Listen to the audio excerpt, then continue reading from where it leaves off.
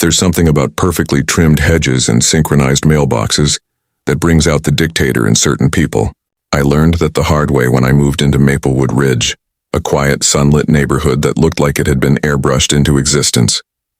The streets curved in gentle loops. Children rode pastel-colored bikes, and every driveway seemed to host a freshly waxed SUV, gleaming like a badge of conformity. It was the kind of place that advertised itself as community living at its finest, though, as I'd later discover. Community here really meant one woman's iron-fisted reign disguised as civic duty.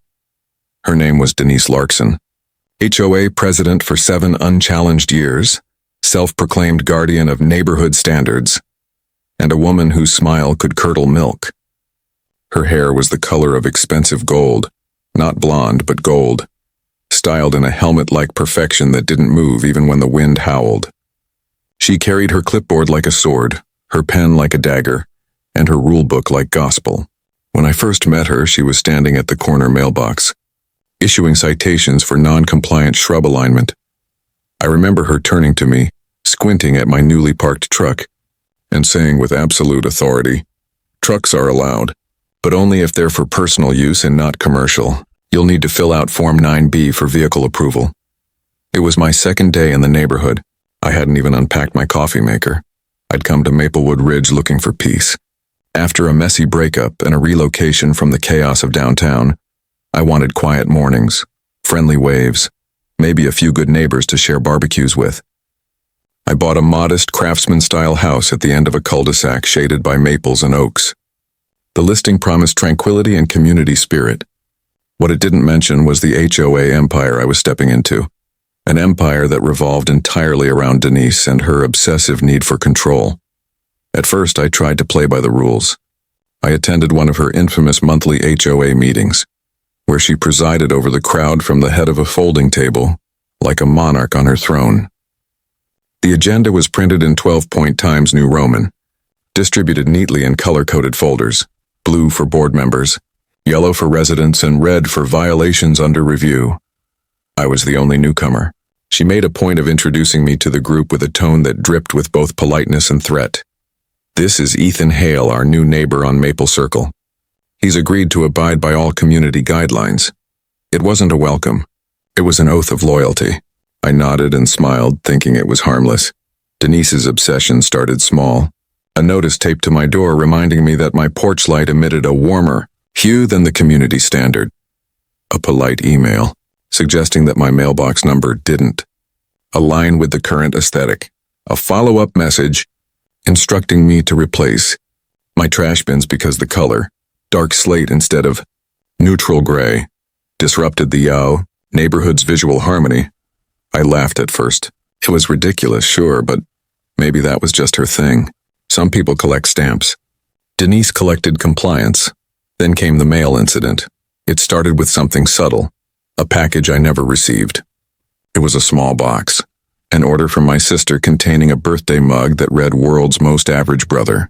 She texted me the tracking number, which showed delivered, but it never arrived. I assumed porch pirates or a misdelivery. A few days later, my energy bill didn't show up either. Then my driver's license renewal notice. Then a letter from my insurance provider marked "Return to Sender."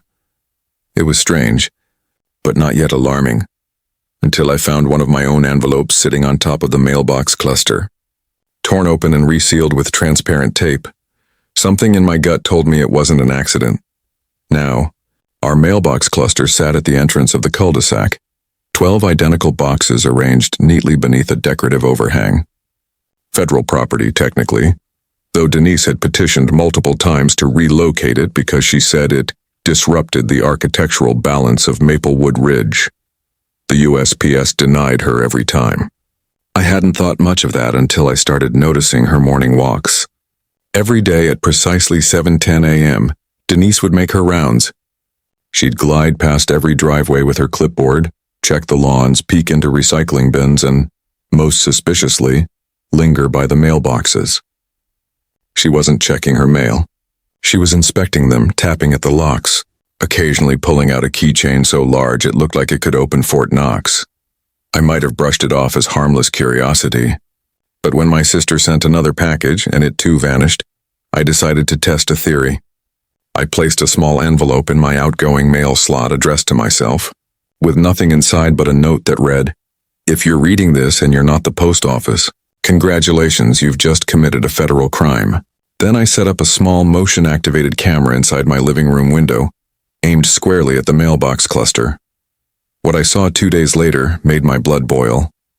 There she was, Denise Larkson, president of the HOA, guardian of perfection, pulling up in her pearl-white Lexus, stepping out with latex gloves and inserting a small, triangular silver key into the mailbox cluster. She turned it with practiced confidence. The door swung open. She rummaged through the outgoing slot, lifted my envelope, examined it under the morning sun, smirked, and slid it into her tote bag. She then locked the box, adjusted her blazer, and walked off as if she'd just filed neighborhood taxes. The audacity was beyond imagination. I sat there watching the footage 3 times over, my heart pounding with disbelief and fury. Who does that? Who thinks they can control someone's mail? I'd heard of power-hungry HOA presidents fining people for garden gnomes or basketball hoops, but stealing mail? That wasn't community management. That was a federal crime. The next morning I went to the post office carrying my printed screenshots and the video on a flash drive. The clerk, an older woman named Gloria, watched silently as I explained. When I showed her the footage, her eyebrows rose so high they nearly vanished under her bangs. "Oh, honey," she muttered, "you need to talk to the postal inspector." She disappeared into a back room and returned with a man in a crisp navy jacket, calm but sharp-eyed, like someone who'd seen far worse. He introduced himself as Inspector Adam Ruiz, United States Postal Inspection Service.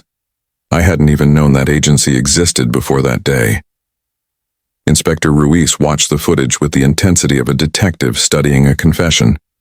He asked me questions, dates, times, number of incidents, then leaned back in his chair and said, "Mr. Hale, what you've got here isn't a neighborhood issue. It's a federal violation. Interfering with the mail is a serious offense." His tone was matter-of-fact but carried weight. "Do not confront her. Keep your camera rolling.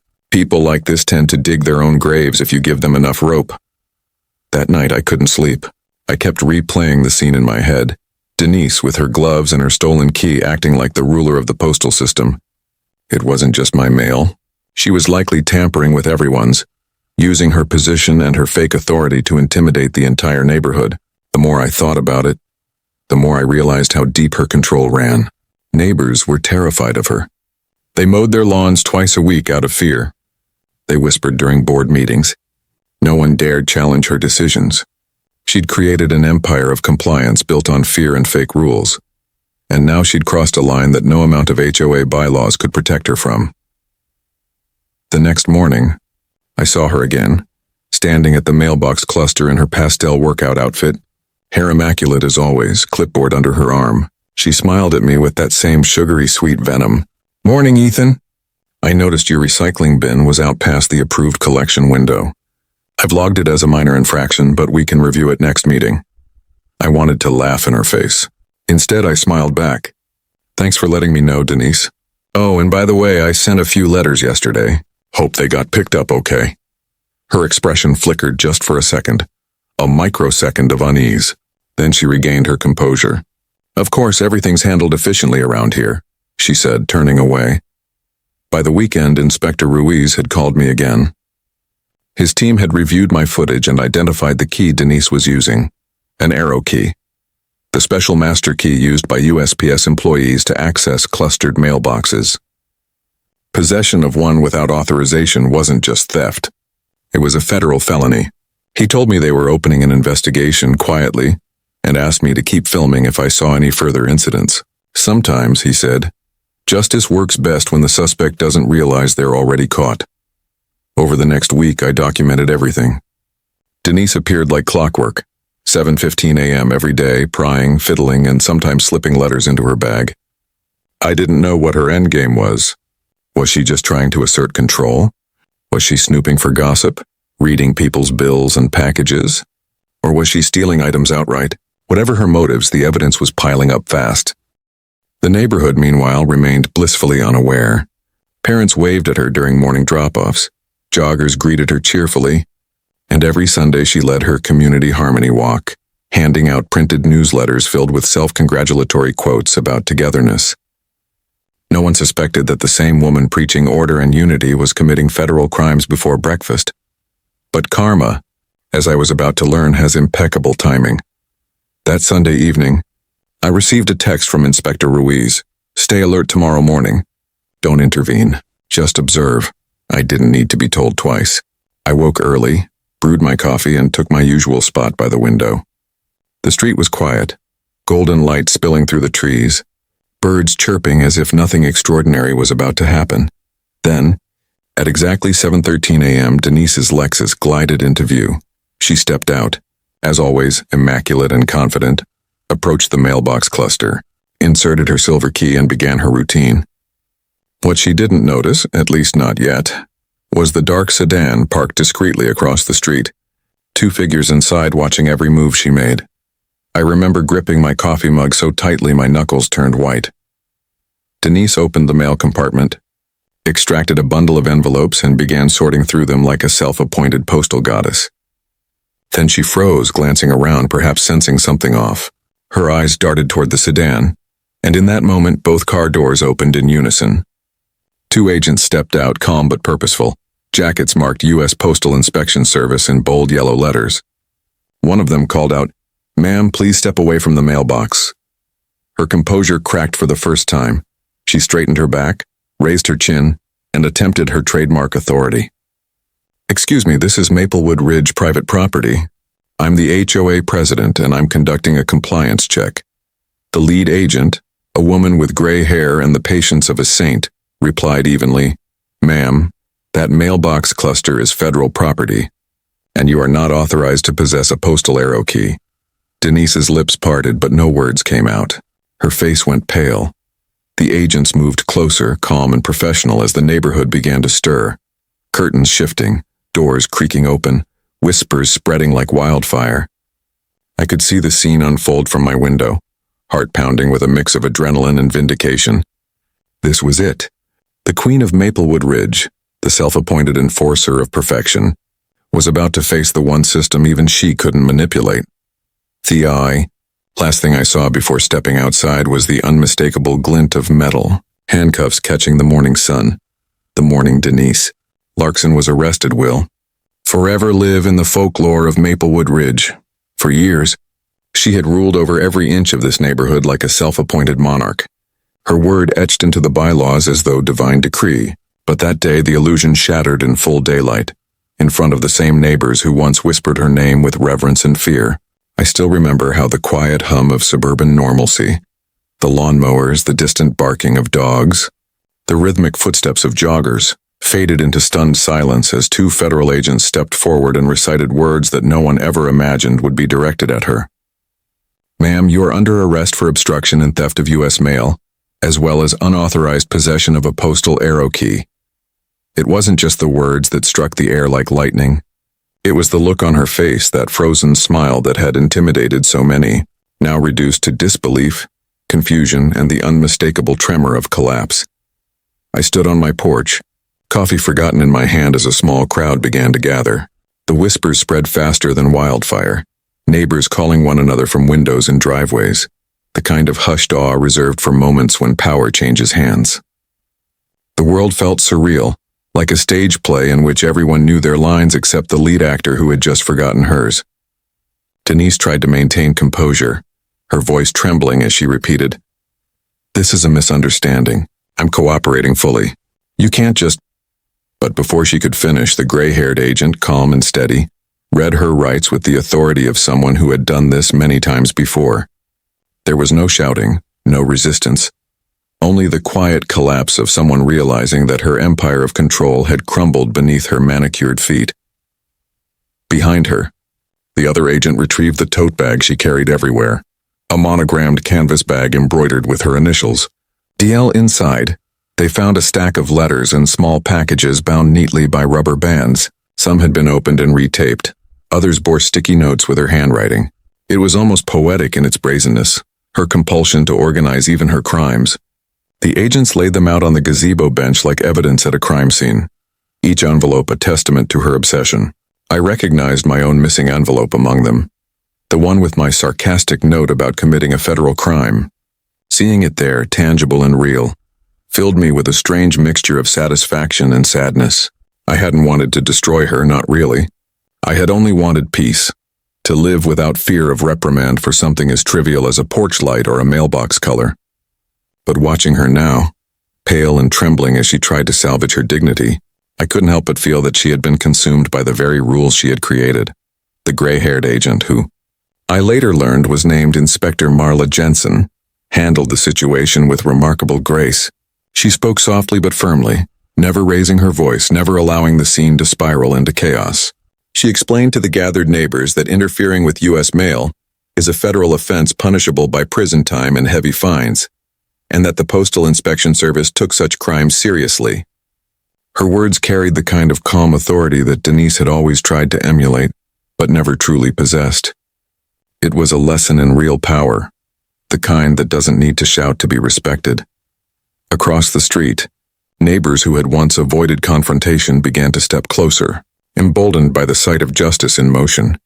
Tom Richards, the HOA treasurer, a man who had spent years living in Denise's shadow, suddenly found his voice. "We had no idea she was doing this," he said loudly, as if rehearsing his innocence for anyone who might ask. "The board will cooperate fully with the authorities." He adjusted his glasses, his face pale but oddly relieved.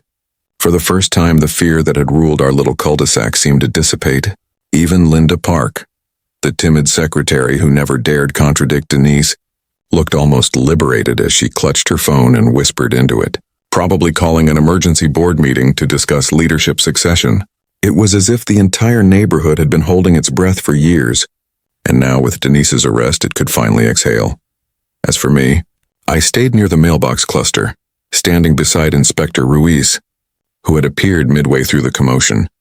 He gave me a nod, the kind that conveyed both gratitude and quiet respect. "You did the right thing, Mr. Hale," he said.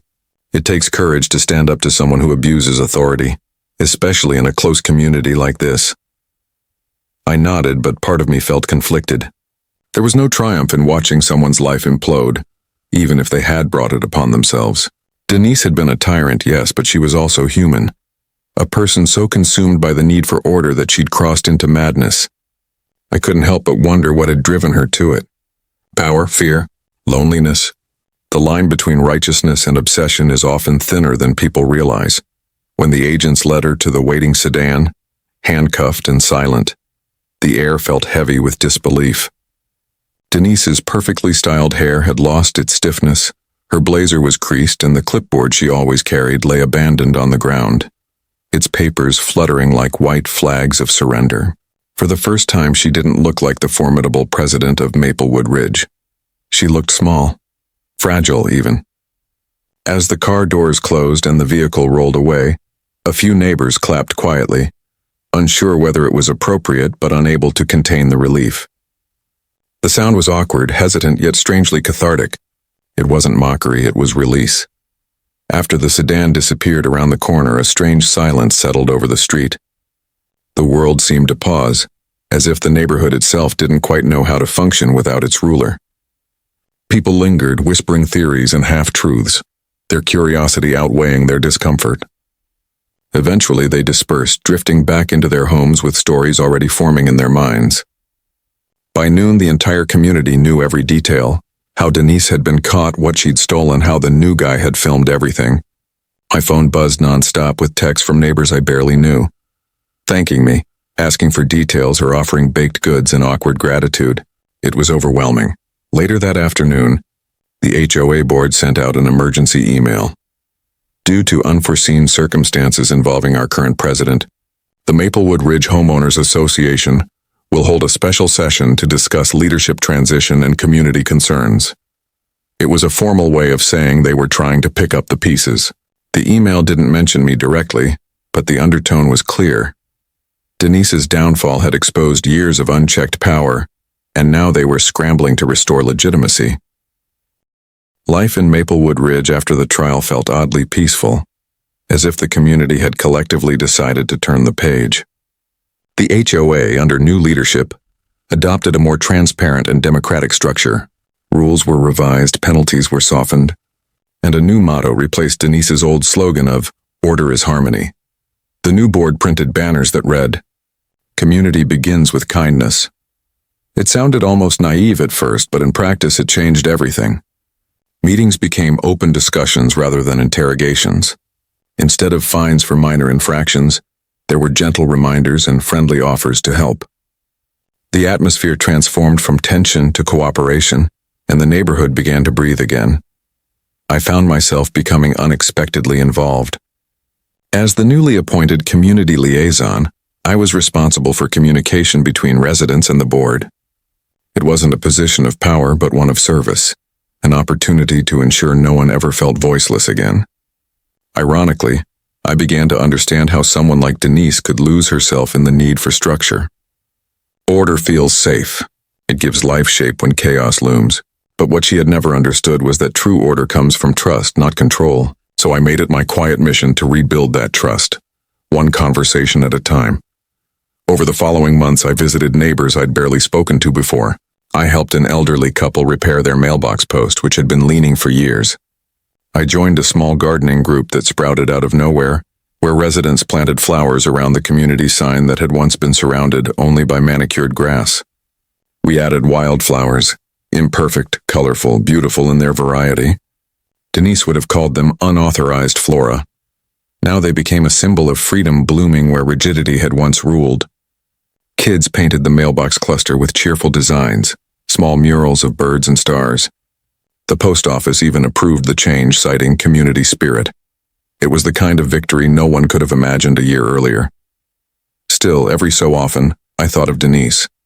Word around town was that she'd moved in with her sister 2 towns over, focusing on her counseling sessions and volunteering at a local food bank as part of her community service.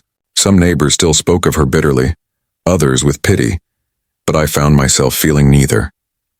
People are complicated. Goodness and flaw coexist within everyone, and sometimes the line between them blurs until even the person walking it can't tell the difference. What mattered was that the lesson she left behind had reshaped us all.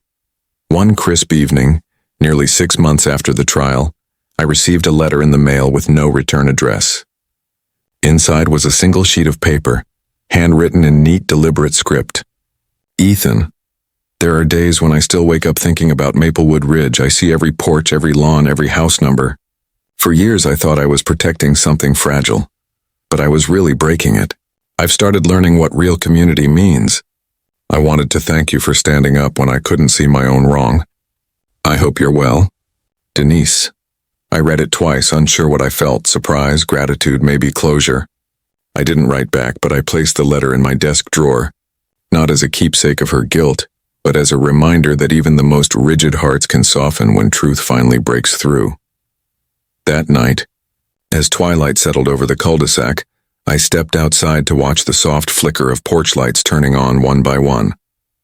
The sound of laughter drifted through the air from a nearby yard where children were playing, their joy unrestrained by the invisible rules that had once dictated even their chalk drawings. The world looked imperfect, slightly messy, but alive, and it was in that imperfection that beauty truly lived. I realized then that peace doesn't come from order. It comes from acceptance, the kind of acceptance that allows a neighborhood, a community, even a single person to grow beyond fear. Maplewood Ridge was no longer a place of inspection and intimidation. It had become something better, a living, breathing reminder that justice isn't about punishment alone, it's about restoration. And as I stood beneath the gentle glow of the streetlights, I thought about how strange it is that sometimes the people who hurt us the most are the ones who end up teaching us what compassion really means. The first storm of spring arrived without warning, the kind that doesn't bother with a gradual build-up or polite drizzle.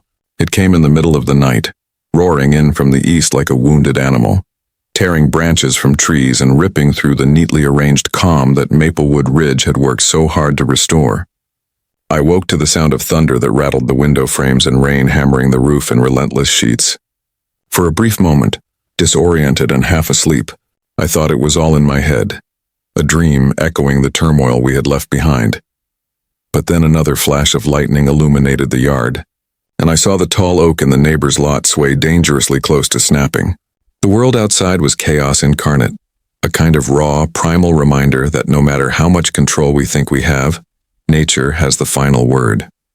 By morning, the damage was everywhere. Fallen branches blocked the main street. Several roofs had lost shingles, and the newly planted community garden looked like a battlefield of uprooted flowers and splintered soil. But it was the western cul-de-sac near the small creek that bordered the neighborhood that suffered the worst. Overnight, the creek had swollen beyond its banks, flooding 3 homes almost waist-deep. The air was thick with the smell of mud and wet wood, the sound of water still trickling through ditches and gutters. The once pristine neighborhood, known for its symmetry and order, now looked battered and unrecognizable. And yet, in that mess, something remarkable began to unfold. Before dawn had fully broken, people were already outside, not just to assess their own losses, but to help each other. Neighbors who had barely spoken before were now working side by side, dragging fallen branches off driveways and checking in on elderly residents. The new HOA board, of which I was now a reluctant but committed member, quickly organized an emergency response plan. But what truly struck me wasn't the official coordination. It was the unspoken rhythm of kindness that had taken hold of everyone. The same people who once argued over mailbox paint were now sharing generators, food, and dry blankets. Maplewood Ridge had been reborn in spirit, but now it was being tested in the real world, and for the first time, we were passing that test. I spent that day wading through muddy yards, checking on each family in the flooded zone. The Johnsons, a retired couple who had lived there for 30 years, were sitting on their porch surrounded by waterlogged photo albums. "We've lost so much," Mrs. Johnson said, her voice trembling but steady. "But it's strange. I've never felt this close to everyone around here. It's like the storm washed away something else too, something heavier than mud." Her words lingered in my mind long after I left. She was right. The storm had destroyed things, but it had also uncovered what we'd been too busy to see before. The quiet strength that comes from shared struggle. By late afternoon, the rain had stopped, leaving behind a humid stillness and a sky smeared with bruised clouds. Volunteers from neighboring towns began to arrive, bringing supplies and bottled water. The local high school sent students to help clear debris, and the community center opened its doors as a temporary shelter. Amid the activity, I saw a familiar face I hadn't expected. Denise Larkson. She stood near the entrance of the shelter, holding a stack of blankets, her expression unreadable. For a second, I thought I was imagining her, but when she turned and our eyes met, there was no mistaking it. She had come back, not as an overseer, but as a helper. She walked over, mud on her shoes, hair tied back, and said quietly, "I heard what happened. I wanted to help, if that's okay." There was no trace of her old authority, no hint of that clipped tone she used to command meetings. She spoke with careful humility, as though testing each word before releasing it. I hesitated only for a heartbeat before nodding. "We can use all the help we can get." Her shoulders relaxed slightly, and for the next several hours we worked side by side, distributing food and cleaning supplies. It felt strange at first, but also strangely right. Denise didn't try to lead or instruct. She simply did the work, quietly and diligently, blending into the crowd of volunteers like anyone else.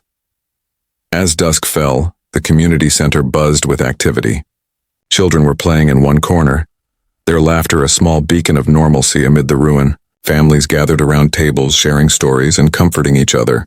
Denise moved through it all with a kind of gentle focus, pausing occasionally to check on someone or refill a coffee pot. At one point, as we took a short break near the back door, she looked out at the muddy street and said almost to herself, "It's strange how destruction can bring people closer. I used to think order was what kept things together. Turns out it's compassion." Her voice carried a quiet sadness, but also a flicker of peace. I didn't reply immediately because there wasn't much to add. She had already said what I had been thinking all day. That night I walked down to the gazebo. The yellow tape around the mailbox cluster glowed faintly under the streetlight, a surreal reminder of the morning's chaos. The air was still, filled only with the soft chirping of crickets.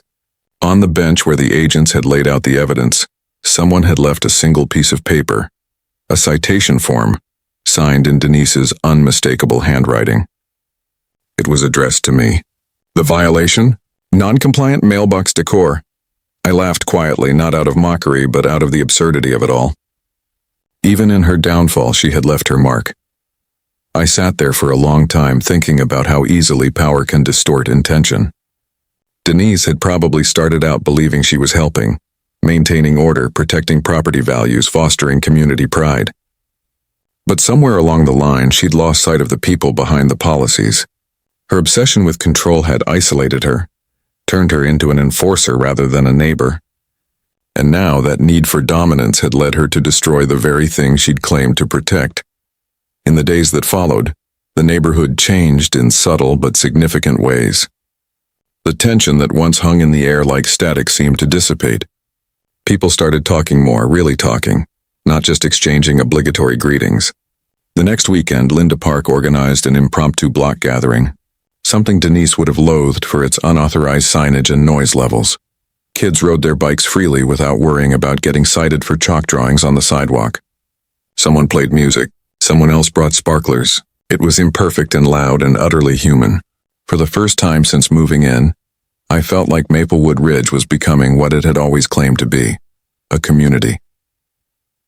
A week after the arrest, I got a call from Inspector Ruiz. He told me Denise had been formally charged and was cooperating with the investigation. They had discovered she'd been intercepting mail for months, possibly years, opening letters to enforce community compliance or to gather gossip about residents she didn't like. Some packages had been found in her basement, untouched, others rewrapped and mailed to herself. It was disturbing but also tragic in its own way. Ruiz said she'd confessed that she felt responsible for protecting the neighborhood from disorganization.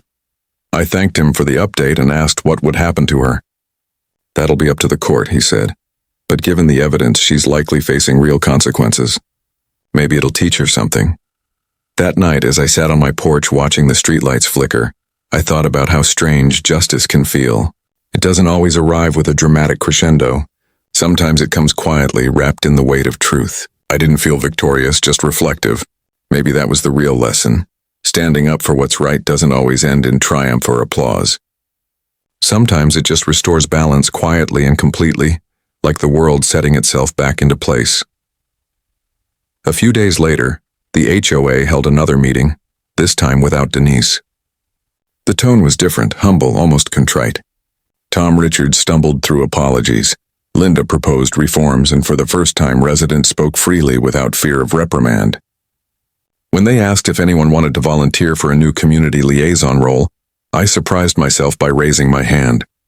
I wasn't looking for power, just a chance to make sure no one like Denise ever turned community spirit into a weapon again.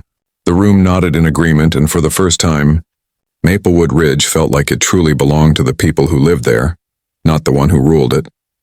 That night, as I walked home under the soft glow of the streetlights, I glanced at the mailbox cluster, still wrapped in its yellow tape. It stood there quietly, a symbol of everything that had changed, a monument to what happens when control becomes corruption, and a reminder that even in the most manicured neighborhoods, justice can bloom where it's least expected. The courthouse smelled faintly of paper, disinfectant, and quiet judgment, the kind of sterile air that seems to absorb emotion until all that's left is the low hum of bureaucracy. It had been 3 months since the morning federal agents escorted Denise Larkson out of Maplewood Ridge, and yet the ripple effects of that single morning still moved through the neighborhood like an aftershock. I hadn't planned to attend her hearing. In fact, I'd told myself it was none of my business anymore, that justice had already done its part. But curiosity has a strange pull, especially when it's tangled with unfinished emotions. And so, on that gray October morning, I found myself seated in the back row of courtroom 3B, surrounded by the quiet shuffle of neighbors who, like me, had come to witness the conclusion of a reign that had shaped, and in some ways, scarred, our lives for far too long. Denise looked smaller than I remembered. The woman who had once commanded board meetings with unflinching confidence now sat at the defendant's table with her hands clasped tightly together, her once perfect hair now pulled into a subdued ponytail. She wore a simple navy suit, the kind of outfit meant to communicate humility and regret, though her eyes still flickered with remnants of the old pride. When she looked up briefly and saw me in the audience, her expression faltered. Not anger, not shame exactly, but something more complex, like the ghost of recognition. Maybe she was wondering why I had come, or maybe she already knew. Sometimes closure demands that both the accuser and the accused share the same room one final time. The prosecutor began with precision, his voice steady and unyielding as he outlined the charges: obstruction of mail, theft, and possession of a restricted postal key. He presented the evidence methodically: the surveillance footage I'd provided, the confiscated letters and packages, the testimony from the postal inspectors. Every detail painted a portrait of deliberate misconduct. And yet, as the story unfolded, it felt less like a criminal case and more like the unmasking of a tragedy. Denise had not profited from her actions. There were no stolen credit cards, no money transfers, no elaborate schemes for gain. What she had taken more than anything was control, a pathological need to monitor, to impose order, to hold power where none was hers to claim. Her defense attorney, a weary man in a wrinkled suit who seemed too kind for this line of work, spoke softly, pleading for understanding. "My client," he said, "acted out of misguided intention, not malice. She believed she was protecting her community from chaos, ensuring compliance with standards she took too personally. It was wrong, undeniably. But it was not born from greed or hate. It was obsession." His words hung in the air like an uneasy truce between condemnation and compassion. I watched Denise lower her gaze, her hands trembling slightly, and for the first time, I saw something I hadn't expected to see: remorse. Fragile but real. When the judge finally asked if she wished to make a statement, the room fell silent. Denise stood slowly, her voice barely above a whisper at first. "I thought I was helping," she said. "I thought if everything stayed perfect, people would be happy. I believed that rules kept us safe, that order made us better. But I crossed a line. I started thinking I was the only one who knew what was best for everyone else. I stopped listening. And when people stopped trusting me, I just pushed harder. I told myself I was protecting the community, but really, I was protecting my own need to be right." She paused then, taking a shallow breath. "I'm sorry. To my neighbors, to the people whose mail I touched, to those who were afraid to speak. I know I can't fix what I've done, but I hope I can learn to be someone who listens again." The words didn't erase the damage, but they carried a sincerity that no lawyer could have coached. There was something human in her confession, raw and stripped of the arrogance that had once defined her. For a moment, I didn't see the tyrant of Maplewood Ridge. I saw a woman who had lost herself in the illusion of control, a reflection maybe of how easy it is to let fear masquerade as responsibility. The judge, a composed woman with gray eyes that seemed to see straight through pretenses, acknowledged Denise's statement with a small nod. "Ms. Larkson," she said, "the law does not excuse your actions. However, it does recognize intent and remorse." Then she delivered the sentence: 12 months of probation, community service, mandatory counseling, and a permanent ban from holding any position of authority within a homeowners association. No prison time, but a clear, decisive end to her reign. The gavel's sharp crack echoed like a closing chapter. Denise's shoulders slumped and she exhaled, a long, trembling sigh that seemed to empty years of tension from her body.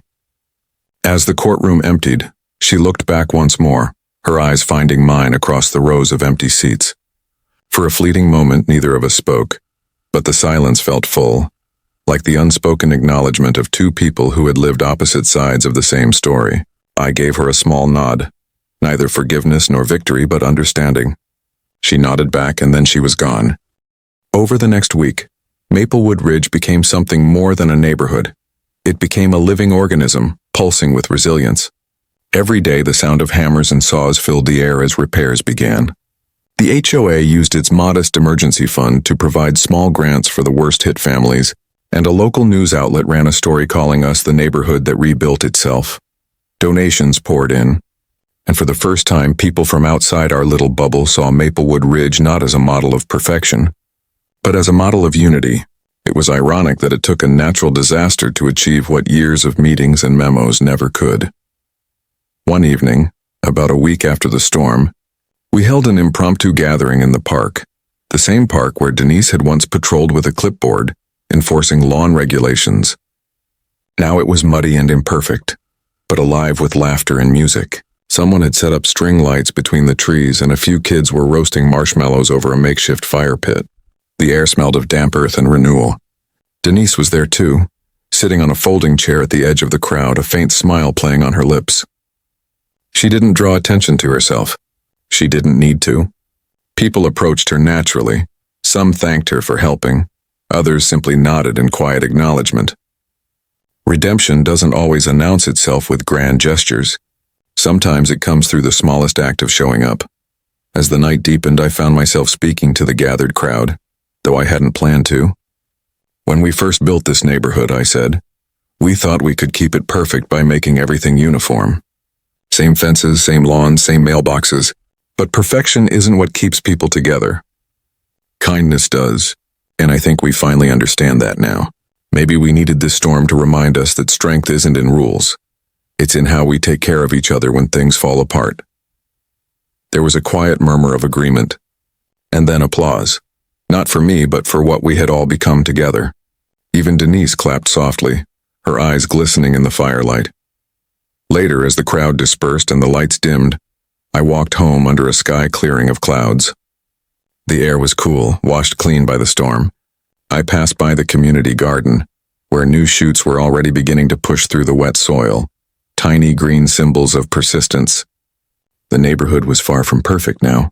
Fences were uneven, lawns muddy, and a few houses still bore scars from the flood. But for the first time, Maplewood Ridge felt truly alive. Imperfection had become the proof of our shared humanity. And as I stood there, listening to the soft hum of crickets and the distant laughter of children who had stayed up too late, I realized something that would stay with me for years. You can rebuild houses, you can replace walls and mailboxes, but what truly defines a community is the space between people, the invisible bridge of empathy that holds everything up when the storm comes. Spring faded into summer with a quiet kind of dignity. The air smelled of new beginnings, a soft sweetness that carried through open windows and across freshly repaired fences. Maplewood Ridge, once the picture of rigid uniformity, had been transformed into something warmer, more human. Where there used to be perfectly aligned lawns, there were now vegetable patches, wildflowers, and small wooden benches where neighbors sat together in the evenings. The mailboxes, those once symbols of division, stood proudly repainted in a dozen different shades. Some were pastel, some bold, some crooked, but all were beautiful in their defiance of sameness. It was as if the entire neighborhood had taken a deep breath and exhaled the weight of years spent trying too hard to be perfect. Ethan walked through the streets every morning now, not out of duty but out of habit, a ritual that reminded him how far they'd come. He'd stop by the community garden first, where Mrs. Johnson was almost always tending to her tomato vines.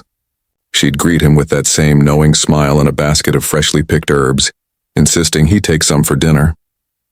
Then he'd head toward the small park, where the sound of children's laughter filled the air like music. Parents chatted under the shade of the trees, and sometimes, if he arrived early enough, he'd see Denise sitting quietly at one of the picnic tables with a notebook, writing. She had changed, not in appearance exactly, but in presence. The sharp edges that once defined her had softened, and her movements carried an ease that was entirely new. After the storm, she had stayed on, volunteering for every cleanup, every repair project, every meeting. People who once avoided her now waved when they saw her, and some even sought her advice. Not about rules, but about how to manage community projects or organize local events. Denise never sought to reclaim authority. She was content being part of something instead of standing above it. It was as though she discovered that the truest form of leadership was service without ego. One afternoon, as the sun dipped low and cast long golden streaks across the pavement, Ethan found Denise sitting on the steps of the refurbished gazebo. It was the same spot where, not so long ago, she had stood lecturing the neighborhood about compliance and fines. Now she sat barefoot, sipping lemonade, a small smile tugging at the corner of her lips as she watched a group of kids chase fireflies across the field. "It's strange," she said without turning to look at him, sensing his approach. "This place feels bigger now, doesn't it?" Ethan nodded, taking a seat beside her. "It's like we finally made room for life," he replied. "We used to be obsessed with control and now everything just grows," she laughed softly. "Control felt safe back then. I thought that if everything looked perfect, it meant I was doing something right. But now I see how wrong I was. I was trying to fix everything around me because I didn't know how to fix myself." She paused, her gaze distant but steady. "The storm, losing everything I thought defined me. It forced me to see that perfection doesn't protect you from pain. Connection does," Ethan didn't interrupt. He simply let her words hang between them, carried by the gentle hum of cicadas. Denise turned to him, her eyes brighter than he remembered. "You know," she continued, "I used to think you were the problem. You and your quiet ways, but you were the only one who never fought back with anger. You just observed. I think that's what made me hate it so much. It forced me to see what I was doing." Ethan smiled faintly. Sometimes silence says more than arguments ever could. They sat there for a long while, watching the neighborhood move like a living painting. The Smiths setting up a grill, teenagers laughing over a game of cards, the Peterson twins chasing their dog across the grass. The world that once felt suffocating with scrutiny now pulsed with warmth and imperfection. It was alive in ways it had never been before. In the weeks that followed, the new HOA board continued to evolve. Instead of endless complaint meetings, they now hosted community nights where people shared ideas, skills, and even meals. One evening, a local musician performed under the gazebo lights, and the laughter that drifted through the air was something Ethan would never forget. He realized that somewhere between the arrests, the storms, and the long days of rebuilding, Maplewood Ridge had become more than just a neighborhood. It had become a family. One day, Denise approached Ethan with a proposal. "I've been thinking," she said as they stood by the garden, the air fragrant with lavender. "We should start something for the broader community. Maybe a mentorship program for young people, or a neighborhood volunteer network. We could use what we've learned here to help others." Her tone carried a quiet determination, the kind born from genuine purpose rather than ambition. Ethan agreed immediately. They began making calls, organizing meetings, and soon, what started as an idea turned into the Maplewood Outreach Initiative. It connected local families with nearby shelters, schools, and environmental projects. The change rippled outward, and people from neighboring towns began visiting to learn from what Maplewood Ridge had become. A testament to transformation, born from chaos. One evening, as the first autumn leaves began to fall, the community gathered once again for a celebration, this time not for survival but for gratitude. The park was strung with lanterns, their soft glow flickering like captured stars. Tables overflowed with homemade food, laughter echoed through the crisp evening air, and children ran barefoot through the grass. At one point, someone asked Ethan to give a short speech, and though he wasn't a man of many words, he stood and faced the people who had become his extended family. "I used to think peace meant keeping things quiet," he began, his voice steady but thoughtful. "But peace isn't the absence of noise, it's the presence of understanding. We went through storms, we lost things we thought mattered, and we faced truths we didn't want to see. But in doing that, we found each other, and that's what makes this place worth living in. So thank you for teaching me that community isn't built by rules or appearances. It's built by forgiveness, patience, and the courage to start again." When he finished, the applause was gentle but heartfelt, not loud or showy, just real. Denise was standing near the back, clapping softly with a look of quiet pride. For the first time, Ethan saw in her not the stern face of authority but the calm grace of someone who had been humbled and healed by life's storms.